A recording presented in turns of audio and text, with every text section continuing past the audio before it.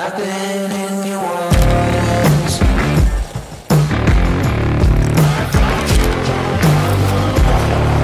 Looking for sure. I'm looking so close before. It's one way or the other.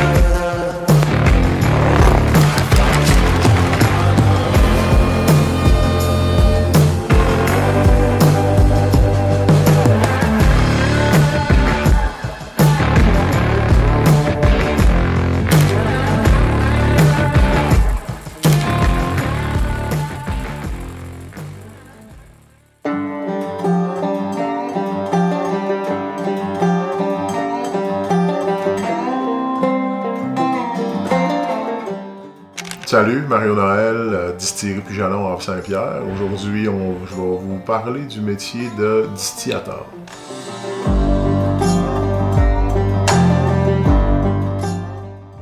L'idée de départ pour démarrer la distillerie ici est venue d'une rencontre avec mes partenaires de l'époque.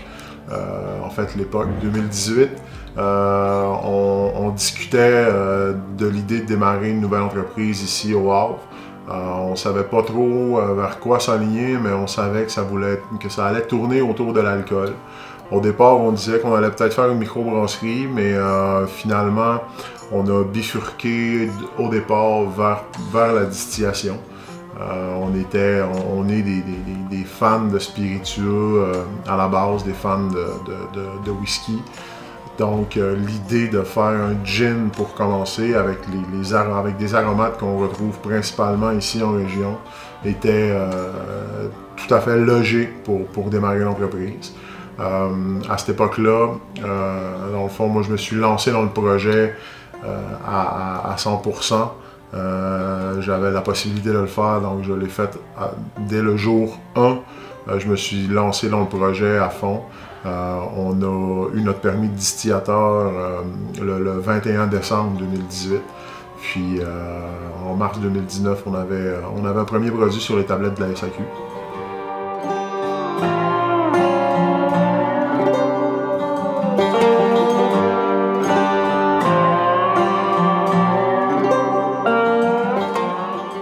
À la base, moi j'ai une formation en infographie 2D, 3D. Puis j'ai jamais vraiment travaillé dans le domaine de l'agroalimentaire. Fait que mon intérêt pour les produits de la région, en fait, j'ai toujours eu un intérêt personnel pour l'achat local. Je veux dire, avant de démarrer la distillerie, je buvais du gin québécois depuis plusieurs années. J'ai toujours eu une attirance vers ça. Je bois des vins québécois, j'ai toujours été un petit peu acharné un peu là-dessus. Fait que, puis au fur et à mesure, c'est sûr que l'idée de créer un produit pour l'exporter à l'extérieur de la région, pour moi, c'était d'amener de l'argent neuf ici en région. Puis en travaillant avec des fournisseurs locaux, on travaille beaucoup avec le Grenier Boréal à Longue-Pointe-de-Mingan. On travaille aussi avec De Billes de Sèvres à Natashquan. Je travaille avec des petits producteurs locaux, des petites entreprises locales qui nous approvisionnent. Puis c'est ce qui fait tourner l'économie. C'est primordial pour moi. Si on avait d'autres types d'industries, mes boîtes de carton, mes bouteilles, mes bouchons, si je pouvais tout trouver ça ici au Havre ou à cette île, c'est là que je m'approvisionnerais. Mais bon, la réalité est autre.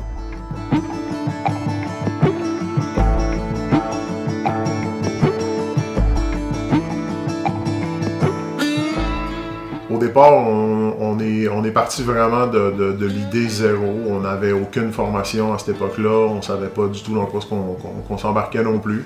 Fait que l'idée, ça a été vraiment de travailler sur le plan d'affaires de l'entreprise, d'aller chercher les formations nécessaires pour avoir notre permis de distillateur, parce que quand même, la Régie des alcools, des courses et des jeux demande un diplôme d'études dans le domaine pour être capable d'avoir le permis.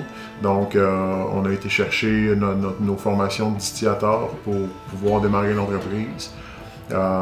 Puis par la suite, ça a été la conception des recettes de produits, notre gin Betchuan qui a été le premier produit, qu'on a travaillé pendant quelques semaines avant d'avoir un résultat intéressant sur la distillation. C'est pas compliqué, au départ on distillait dans notre petit alambic de 20 litres. On distillait 4-5 fois par jour pour être capable de trouver une recette intéressante. Puis après à peu près 2 semaines de travail, on s'est dit non, ça marche pas. Fait qu'on a sélectionné 25 aromates récoltés ici en majorité dans la région. On les a distillés de façon individuelle. Puis on a fait des assemblages à la pipette après ça, 1 ml de ça, 3 ml de ça, 1,5 ml de ça, pour être capable de trouver vraiment un profil aromatique qui nous intéressait.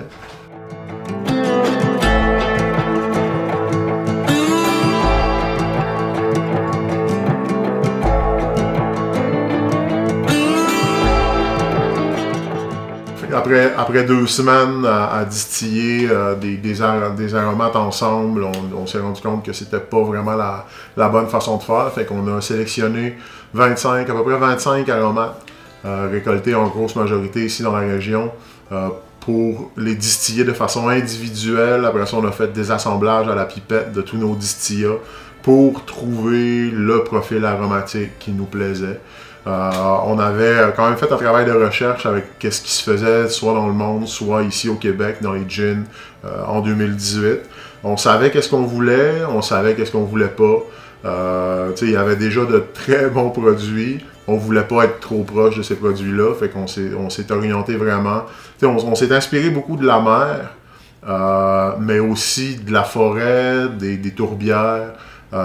Du froid de la région, des petits fruits nordiques qu'on retrouve ici, qu'on ne retrouve pas nécessairement ailleurs. C'est vraiment ce qui a créé, c'est ce qui a fait qu'on est arrivé avec Betchuan. Par la suite, ben là, on avait un premier produit, mais on voulait, l'été arrivait, puis on voulait avoir un deuxième produit à vendre principalement ici à la distillerie. Fait qu'on a décidé de faire notre vodka Niapisco. Donc, ça s'est enchaîné. Betchuan est arrivé au mois de mars. Après ça, Niapisco est arrivé au mois de juin. Puis, à l'automne, on a décidé d'investir, de mettre le paquet dans le fond, d'investir un peu plus, puis d'acheter l'équipement nécessaire pour commencer la production de whisky.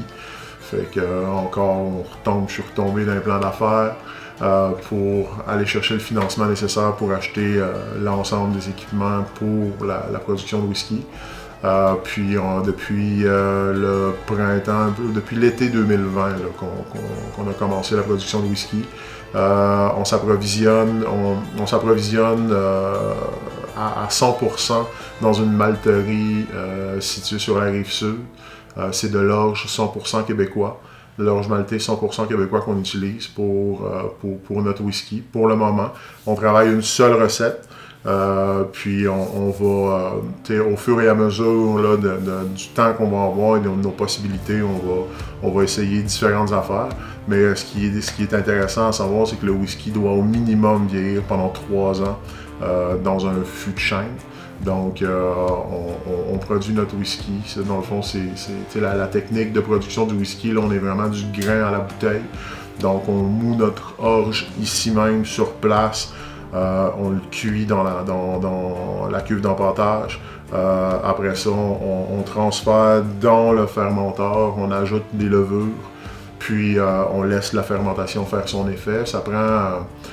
je te dirais 4 à 5 jours avant que la fermentation soit totalement complétée. On laisse reposer notre mou quelques jours avant de le distiller une première fois.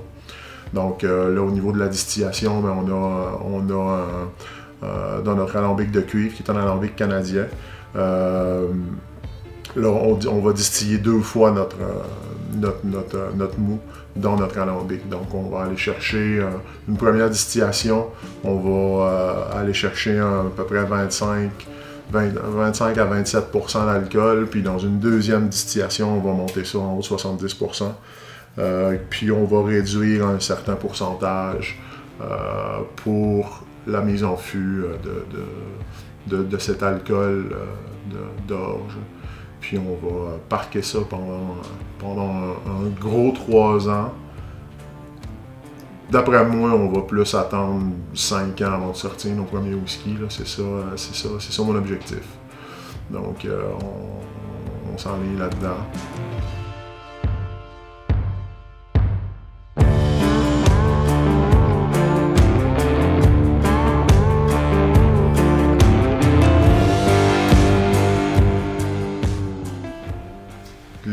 Les défis principaux qu'on a dans le day-to-day ou dans le quotidien ou dans l'année, c'est réellement, surtout ici en région, de trouver de la main-d'œuvre qualifiée. C'est un enjeu qui est quasi irréalisable. Donc, on embauche des gens, on les forme nous-mêmes ici sur place pour les amener où on veut les amener. C'est l'enjeu majeur, je te dirais, la main-d'œuvre. C'est sûr que la distance fait aussi qu'on a certains inconvénients, mais qui en même temps se transforment en éléments positifs. Là. Je veux dire, le fait qu'on soit la distillerie la plus au nord du Québec et la plus à l'est du Québec, fait qu'on a on devient un attrait qui est quand même assez intéressant.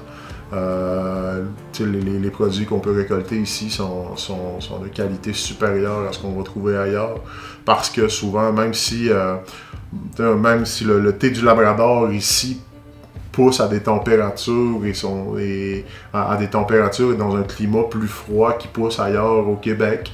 Donc, il va être un peu plus concentré parce qu'il va pousser un peu, il va se développer plus lentement. Fait on a vraiment des produits exceptionnels à développer ici dans la région. Sinon, les autres défis, c'est vraiment de développer nos marchés. Ici au Québec, on travaille avec un seul client qui est la SAQ. C'est le fun, on a un client qui a 400 boutiques à travers le Québec, mais c'est pas parce qu'on fait affaire avec lui qu'on va être dans ces 400 boutiques. Là. On a beaucoup de travail à faire.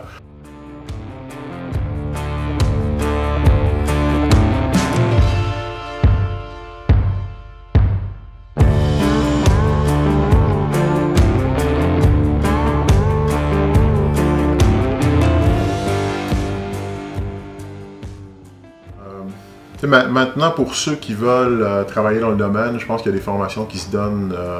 Il y a l'Institut Brassicole, je pense, qui donne des formations en rapport avec ça. Une formation en brassage aussi au cégep, ça se donne. Donc, il y a des possibilités, puis il y a assurément de l'avenir là-dedans, là, que ce soit dans les microbrasseries ou dans les distilleries. C'est de la main-d'œuvre qualifiée, formée, c'est ce qu'on cherche. C'est ce que tout le monde cherche.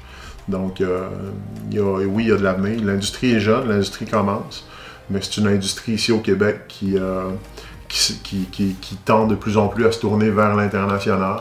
Fait que, on est maintenant pas loin de 80, si c'est pas plus, distilleries. Puis il va en avoir d'autres qui vont ouvrir aussi en 2022.